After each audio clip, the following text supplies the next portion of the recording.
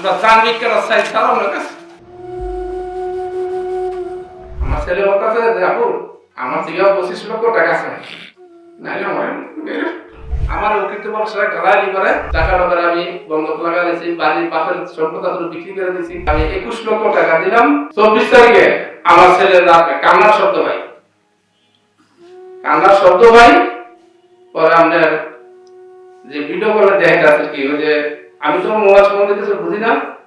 আমরা এটা কি হয় ইমু নাম্বারে আমরা আমার ছেলের মাথা আছে পিড়েতে আছে আমার ছেলে ওর কাছে যাবো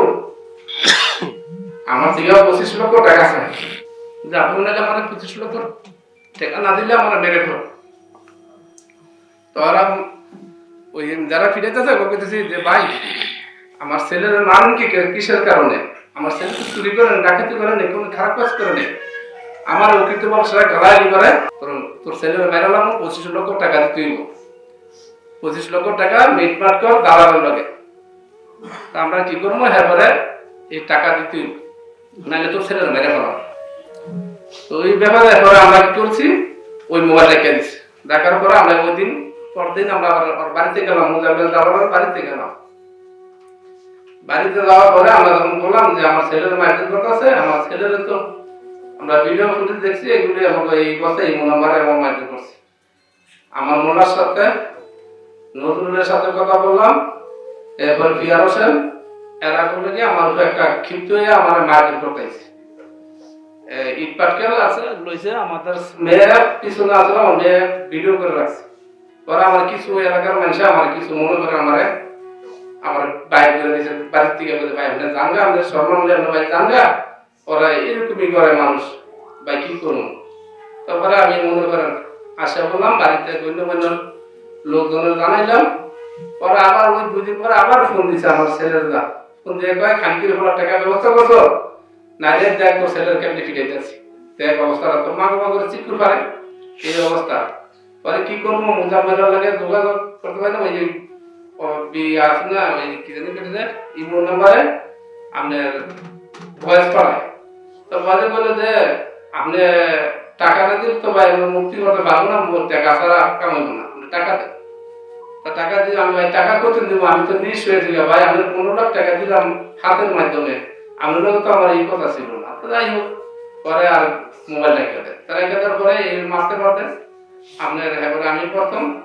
8 লাখ টাকা দিছি আর অ্যাকাউন্ট নাম্বার দিছে মোজাম্মেল দালালে অ্যাকাউন্ট নাম্বার দিছে অ্যাকাউন্ট নাম্বারে 8 লাখ টাকা দিছি এরপর 5 লাখ দিছি এরপর 3 লাখ দিছি এরপর আবার 2 লাখ দিছি এরপর আবার 5 লাখ দিছি আমি এমনি দিলাম অ্যাকাউন্টের মাধ্যমে আপনার ইসলামী ব্যাংকের অ্যাকাউন্ট নাম্বারে আমি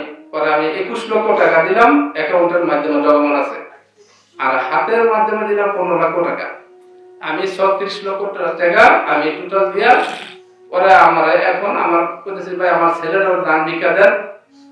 ওই মনে করেন করেছে দান ভিক্ষা দেবো কি মনে করেন টাকা আরো 20 লাখ লাগবে